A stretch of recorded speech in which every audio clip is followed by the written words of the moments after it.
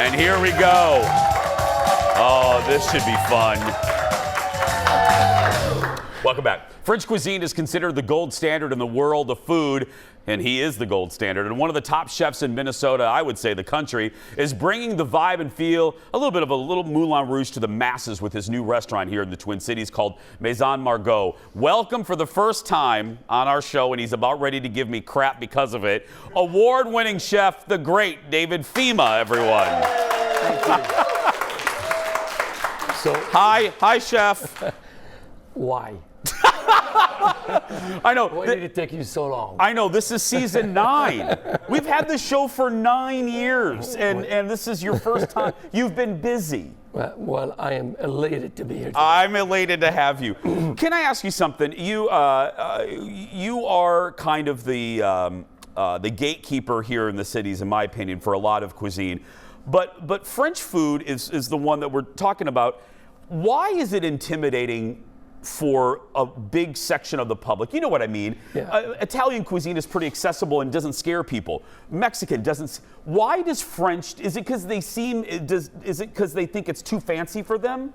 I think we as chefs have not done a very good job in simplifying it, making it easily accessible, explaining it, because at the basis of it, French cuisine is where Italian cuisine starts, where Mexican cuisine starts, the art of properly cooking, sauteing, caramelizing, deglazing. That's all French. That's how it started. And so if you look at any cuisine in the world, if you look at any way you start a dish, it usually has a French technique or element to it if you want to make the dish the right way. If you're only interested in boiling food, then that's a different story. if you just want to boil your food, turn the channel. Yeah. Sure, I honestly did not know that. And I know, and that's exactly it. A lot of people don't. And I hope there are many incredible chefs in town, and I hope that that utilize French techniques in how they're cooking. I mean, you take and we're going to do a demo a little bit later, but if you take a piece of fish, you take a piece of meat, and you start searing it in a pan, that's the art of sautéing, which is a French technique, which combines something sticking to the pan, releasing sugar, which caramelizes, you add a little wine, which deglazes, and voila, you have sauté, caramelize, and deglaze, which is really the foundation of so French many cuisine. Yes. And so many. Yes.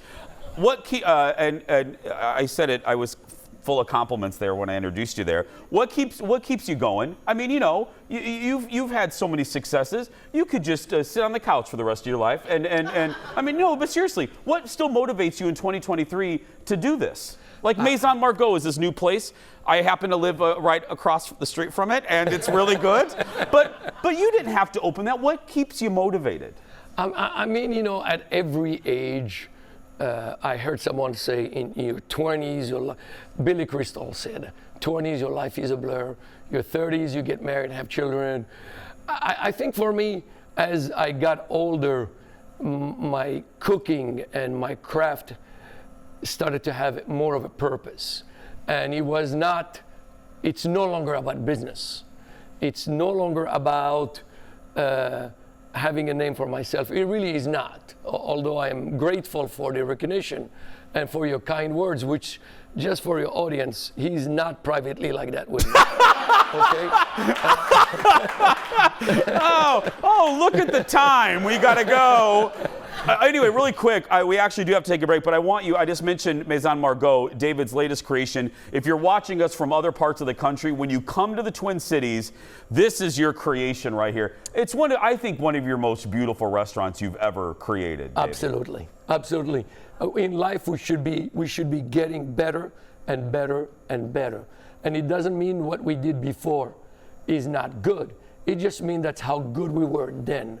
And if we're getting better and better, so this is our best creation yet, and I'm extremely proud of it, very proud. You should. And so if you come here, it's in the North Loop of Minneapolis. Oh, there's my bar. That's actually my third home. I have a real house. I have Disney World in Orlando, and then that's my third home right there, the downstairs bar. Okay. The chef teed it up perfectly. When we come back, we're going to stop talking and we're going to saute some stuff when we return. Back in a moment, everybody. Back after this. That was good, my friend. You're so good.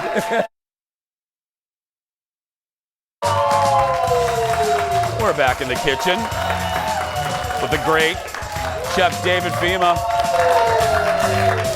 I really mean it. I know, all of our new cities. When you come here, this has to be on your list. I was telling some guy I was sitting next to from Texas. I said, oh, here's all the places you should go. Maison Margaux is one of them. Okay, enough chatting. What are we making? Well, just quickly, we have a Napoleon that I know you start your mornings with dessert. I do. I eat this for breakfast every morning. So that's, and by the way, for your audience, all these recipes, I'm going to send them over to you, and they are easily, will be where they can use them and make this stuff at home. So we're happy to do that. Yeah. We have a steak tartare out there, which is a classic French. A lot of people think that steak tartare is raw meat, but it's cured. Yeah. It's Wagyu cut. But what I'm going to make right now is let me get out of the way. Coquille Saint-Jacques, which is really beautiful scallops that we are going to sear. The front row got real excited when you said that. Real excited. These are little scallops. So you see what you hear right now, that sizzle? Yeah. That's sautéing, which is really, in scientifically, what's happening in here is that the protein is releasing all its natural sugars into the pan, all its flavors into the pan, while cooking the scallop. We're going to season it with just a touch of salt. We're going to wait for the pepper. And this is really going to take us as long as the segment is, which is, I think, 30 minutes. Yeah. That's right, David. You get the rest of the show, buddy. I mean, I did wait 9 years to invite you. So, I mean, yeah. 5 minutes per year. I think that's a good thing. And it's really a nice little sear of the scallop. Where you see that? Yeah. Where you are just giving it a nice little, so that browning is the sugar that's happening, that's getting released. A little.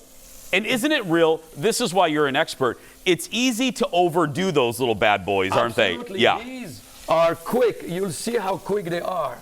You told me I'm going to invite you on the show and you're going to have 2 minutes. I said, okay, I got to figure out what I do all the time. A little herbs de Provence. Okay. A little European butter, which is mostly fat. A little. Butter just makes everything better, doesn't it, David? Look at this. Look at this. This is beautiful. Yeah. This is beautiful. The engineers are going to love that in about 30 seconds. Yeah.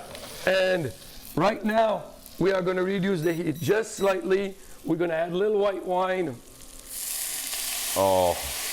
Audience, doesn't it smell great in here? I know, it's so goofy to say. I wish they were smell-o-vision, but it does really smell great. We're going to get these scallops out. Okay. And just get them seasoning in this little beautiful sauce. And the magic trick right here is really little herb de Provence, little lavender, little rosemary, little thyme, little sage.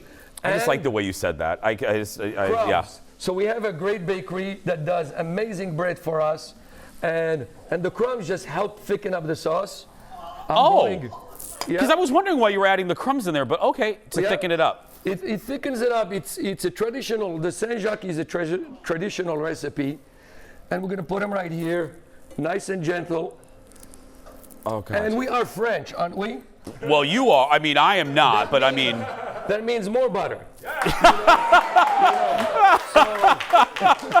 We're gonna mill this baby out a little bit, Yeah, I don't think you have to be French to like butter, chef. But yeah. I agree. Yeah. But, I mean, let's blame the French, Okay. I think that's a good. Here, while you're finishing that, Aaron, do me a favor. The woman in the front row is literally moments from having a cardiac arrest. She loves this so much. I'm gonna bring the food over to her, Aaron. Will you take this? Yeah, chef. Don't we think we should let her have it? I would love it. Yeah. I would love it. You would think, you should see her face, you would think she just won Plinko. Yeah. But this is better than winning Plinko, eating your food. Yeah, well, you know what?